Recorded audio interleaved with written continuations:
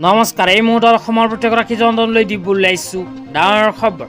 তো যিসকল মানুহে ভিডিঅ'টোত ক্লিক কৰিছে অনুগ্ৰহ কৰি ভিডিঅ'টো স্কিপ নকৰি প্ৰথমৰ পৰা শেষলৈ চাই থাকিব, কিয়নো এইটো ভিডিঅ'ৰ মাজত চৰকাৰী ঘৰৰ পৰা আৰম্ভ কৰি মহিলাসকললৈ কেইখনমান গুৰুত্বপূৰ্ণ খবৰ প্ৰদান কৰিম। অনুগ্ৰহ কৰি ভিডিঅ'টোত ক্লিক কৰিছে যদি ভিডিঅ'টো স্কিপ নকৰি প্ৰথমৰ পৰা শেষলৈ চাই থাকিব। লগতে মোৰ চেনেলত নতুন হ'লে প্লিজ চেনেলটো ছাবস্ক্ৰাইব কৰি মোৰ লগত থাকিব। তো বলক ভিডিঅ'টো আৰম্ভ কৰি আজি প্ৰথমটো গুৰুত্বপূৰ্ণ খবৰৰ বিষয়ে বিস্তাৰিত জানি লওক। লগতে ভিডিঅ'টো ভাল লাগিলে অনুগ্ৰহ কৰি শ্বেয়াৰ কৰি দিব। আজি প্ৰথমটো গুৰুত্বপূৰ্ণ খবৰ হ'ল SHG গোটৰ মহিলাসকলৰ বাবে। তো যিসকল মহিলাৰ নাম SHG গোটত জড়িত হৈ আছে সেইসকল মহিলাৰ বাবে আহি গ'ল ভাল খবৰ, কিয়নো আপোনালোকে যদি মুখ্যমন্ত্ৰী মহিলা উদ্যমিতা অভিযান আঁচনিত আবেদন কৰিছিল তেন্তে আপোনালোকে নিজৰ বেংক একাউণ্টত লাভ কৰিব দ্বিতীয় কিস্তিৰ 25,000কৈ টকা।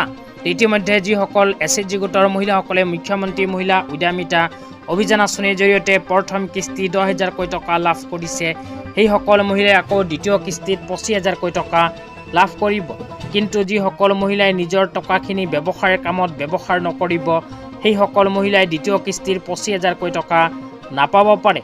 আপোনালোকে মুখ্যমন্ত্ৰী মহিলা উদ্যমিতা অভিযান আঁচনিৰ প্ৰথম কিস্তি ধন নিজা ব্যৱসায় বা নিজৰ উন্নয়নৰ বাবে খৰচ কৰিব লাগিব, তেতিয়াহে আপোনালোকে দ্বিতীয় কিস্তিৰ 25,000কৈ টকা লাভ কৰিব। আৰু মুখ্যমন্ত্ৰী মহিলা উদ্যমিতা অভিযান আঁচনিৰ দ্বিতীয় কিস্তিৰ 25,000কৈ টকা BJP চৰকাৰ গঠন হোৱাৰ পিছতে আপোনালোকে লাভ কৰিব। তেতিয়া আপোনালোকক দিবলৈ আহিছে আজি দ্বিতীয়টো খুবেই গুৰুত্বপূৰ্ণ খবৰ। আজি দ্বিতীয়টো গুৰুত্বপূৰ্ণ খবৰ হ'ল অৰুণোদয় আঁচনিলৈ। তো যিসকল মহিলাৰ নাম অৰুণোদয় আঁচনিত অন্তৰ্ভুক্ত হৈ আছে সেইসকল মহিলাৰ বেংক একাউণ্টত অতি শীঘ্ৰেই সোমাব অৰুণোদয় আঁচনিৰ টকা। কিন্তু এইবোৰ মানুহে যদি অৰুণোদয় আঁচনিত আবেদন কৰিছে তেন্তে অৰুণোদয় আঁচনিৰ ধন নাপাব। তো কোনবোৰ মানুহে নাপাব আপোনালোকক বিতংভাৱে জনাই দিছোঁ। ইয়াত 1 নম্বৰত কৈছে প্ৰাক্তন বিধায়ক বা সংসদ অথবা বৰ্তমানৰ কোনো বিধায়ক বা সংসদ থকা পৰিয়ালৰ সদস্যই নাপাব অৰুণোদয় আঁচনিৰ সুবিধা।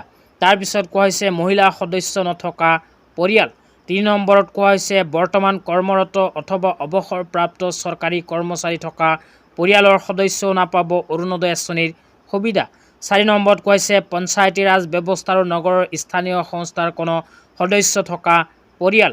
5 নম্বৰত কোৱা হৈছে চিকিৎসক, অভিযন্তা, উকিল, চাৰ্টাৰ একাউণ্টেণ্ট, স্থপতিবিদ আৰু পঞ্জীয়নভুক্ত চৰকাৰী ঠিকাদাৰ থকা পৰিয়ালসমূহেও নাপাব অৰুণোদয় আঁচনিৰ সুবিধা। তাৰপিছত একেবাৰে শেষত কোৱা হৈছে 15 বিঘাতকৈ অধিক কৃষিভূমি থকাসকলেও অৰুণোদয় আঁচনিৰ সুবিধা নাপাব। তো ধন্যবাদ।